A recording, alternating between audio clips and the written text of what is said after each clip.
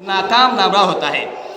تو میں یہ بتانا چاہ رہا تھا، آج میں یہ بتانا چاہ رہا تھا کہ لوگ جو ہے اس مہینے کے اندر، رجب کے اندر، جہاں بہت سے خرافات رائج کیے گئے ہیں، اس میں ایک خرافات یہ بھی ہے، ایک بدعت یہ بھی ہے کہ بعض لوگ کہتے ہیں، کچھ لوگ کہتے ہیں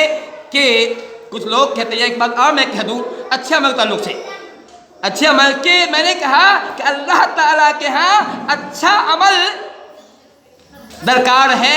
اللہ تعالیٰ کو اچھے عمل چاہیے، زیادہ نہیں چاہیے۔ اگر زیادہ عمل ہی اللہ تعالیٰ مطلوب ہوتا تو ہم دیکھتے ہیں، ہم پاتے ہیں کہ پچھلی امت کے اندر، پچھلی قوم کے اندر کتنے ہی ایسے لوگ تھے جو ہفتے مہینوں جنگل میں رہتے تھے، موٹا کھاتے تھے، موٹا پہنتے تھے، اپنے آپ پر مجاہدہ کرتے تھے، کم کھاتے تھے، بالکل کم، اتنا کھاتے تھے کہ بس زندہ رہیں، اتنا پیتے تھے کہ زندہ رہیں، ایسا کرتے تھے اور زندہ نماز کرتے تھے۔ اللہ تعالیٰ نے کہا کہ ہم نے ان پر رہبرات کو فرض نہیں کیا تھا، انہوں نے اپنے آپ کو خود لازم کیا ہے۔ مطلب کہ اللہ نے کہا کہ یہ چیز ہم نے یہ نہیں کہا تھا کہ تم اپنے آپ کو مشقت ڈالو، ہم نے یہ نہیں کہا تھا کہ تم کھانا پینا بند کر دو، ہم یہ نہیں کہا تھا کہ تم جنگل میں جا کے بس جاؤ، اللہ کا ہمیں نہیں کہا تھا، تم نے اپنے من سے کیا۔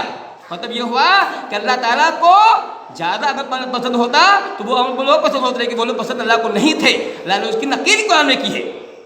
اسی طرح سے ہم پڑھتے ہیں تو ہم کچھ ایسی باتیں ملتے ہیں، فضائل اعمال میں پڑھتا ہوں تو اس کے اندر ملتا ہے کہ سعید بن مسیب نے 50 برس تک ایک ہی وضو سے ایسا نماز پڑھی ہے۔ سعید بن مسیب کے تعلق سے لکھا ہوا ہے فضائل اعمال کے اندر کہ انہوں نے 50 سال تک ایک ہی وضو سے فجر اور عشاء کی نماز پڑھی ہے۔ اندازہ کیجیے تو کیا ممکن ہے، انسان ہے 50 سال تک، کیا انسان کے پاس ضرورت نہیں ہے، پخانے انسان کی حالت نہیں ہوتی ہے، کیا ان کے بیوی بچے نہیں ہیں؟ یہ کیسی باتیں ہیں جو کہی گئی ہیں؟ یہ لوگ ایسا کیوں کہتے ہیں؟ تاکہ بتانے کے لیے کہ ہمارے بزرگ جو ہیں واقعی بہت پہنچے ہوئے ہیں، اللہ والے ہیں۔ یہ کیا یہ نبی کی سنت ہے؟ کیا نبی نے ایسا کام کیا ہے؟ کیا نبی صلی اللہ علیہ وسلم نے ایک ہفتہ بھی ایسا کیا ہے کہ آپ صلی اللہ علیہ وسلم نے ایک ہی وضو سے فجر عشاء کی نماز پڑھی ہو؟ ایک بھی نہیں بات ملتی ہے، تو بھی کیا ضرورت ہے؟ میں نے کہا کہ یہ اپنے بزرگوں کی جو لوگ شان بڑھانے کے لیے جو خرافات بکتے رکھتے ہیں۔ میں نے کہا کہ ایک اور لکھا ہوا ہے کہ امام اعظم ابو حنیفہ رحمۃ اللہ علیہ لکھا ہے، انہوں نے 30 40 کسی میں 30 کسی میں 3 روایتیں ہیں کہ 50 انہوں نے بھی 50 برس تک ایک ہی وضو سے ایسا کی نماز پڑھی۔ ایسا وضو کیا اسی وضو سے فجر ہی پڑھا، ایسا وضو کیا اس سے فجر کی نماز پڑھا، مطلب پوری رات جاگتے رہے، پوری رات نماز پڑھتے رہے۔ یہ کیسا دین ہے؟ کیا یہ نبی کی سنت ہے؟ کیا صحابہ کی سنت ہے؟ صحابہ نے یہ کام کیا ہے؟ میں پوچھنا چاہتا ہوں۔ لوگ اپنے اماموں کی شان بڑھانے کے لیے، یاد کہ اس سے امام کی شان نہیں بڑھتی ہے بلکہ شان گرتی ہے، کیونکہ اس سے یہ معلوم ہوتا ہے انہوں نے حدیث کی مخالفت کی ہے، حدیث کو انہوں نے ترک کیا ہے۔ میں یہ کہا کہ یہ بات بھی فضائل اعمال میں لکھی ہوئی ہے کہ امام اعظم نے ایک بات میں 30 کسی میں 40 سے 50 ہے کہ 50 برس تک ایک ہی وضو سے عشاء کی نماز پڑھی ہے۔ اور اتنا ہی نہیں، یہ بھی لکھا ہوا ہے کہ ان کا معمول تھا صرف جو ہے کھانا جوہر کے بعد ہی آرام کرتے تھے۔ مطلب یہ ہے کہ وہ پوری رات جاگتے تھے، پورا دن جاگتے تھے، صرف جوہر کے بعد وہ جو ہے آرام کرتے تھے۔ وہ کیوں؟ اس لیے کہ نبی کی سنت، نبی کا طریقہ ہے، علیہ وسلم کھانے کے بعد آرام کرتے تھے، اس لیے وہ کرتے تھے۔ میں پوچھنا چاہتا ہوں کہ نبی کی سنت یہ نہیں ہے کہ رات کو سوتے تھے؟ کیا سنت نبی کی نہیں ہے؟ ہم سوتے بھی تھے، تو کیسی باتیں ہیں؟ اس طرح سے ایک میں پڑھ رہا تھا کہ امام فضائل اعمال میں پڑھ رہا تھا کہ ایک سید صاحب ہے، انہوں نے 12 دن تک، سنیے تھا بات سوچنے کی ہے، فضائل اعمال میں لکھا ہوا ہے کہ ایک سید صاحب تھے جنہوں نے 12 دن تک ایک ہی وضو سے ساری نماز پڑھی، 12 دن تک ایک ہی وضو سے ساری نماز پڑھی۔ مطلب یہ بات ان کو نہ پکھانے کی حالت ہوئی، نہ پیشاب کی حالت ہوئی۔ یہ کیسی باتیں ہیں؟ یہ لوگ صرف اپنے بزرگوں کی شان بڑھانے کی بات جو ہے، یہ غلط باتیں لوگوں میں عام کرتے ہیں۔ یہ بات سوچنے کی ہے، یاد رکھیے یہ نبی کی سنت نہیں ہے بلکہ نبی صلی اللہ علیہ وسلم کی سنت سنی کا ہے۔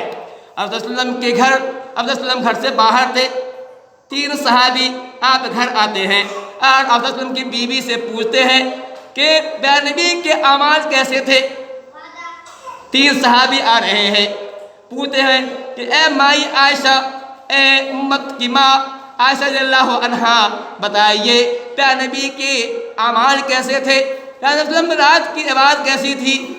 تو انہوں نے کہا کہ بتا دیا کیسے کرتے تھے، بتا دیا کہ آپ سوتے بھی تھے، جاگتے بھی تھے، نماز پڑھتے تھے۔ تو انہوں نے کہا کأنہم تقالوہا، مجھے لگا کہ یہ تو بہت کم عمل ہے، صحابہ کو لگا کہ یہ تو بہت کم عمل ہے، کیوں کہہ رہے کہاں نبی کی ذات، کہاں ہم ان کے تمام گناہ پہلے ہی معاف کر دیے گئے ہیں، ہمارا گناہ معاف نہیں ہے۔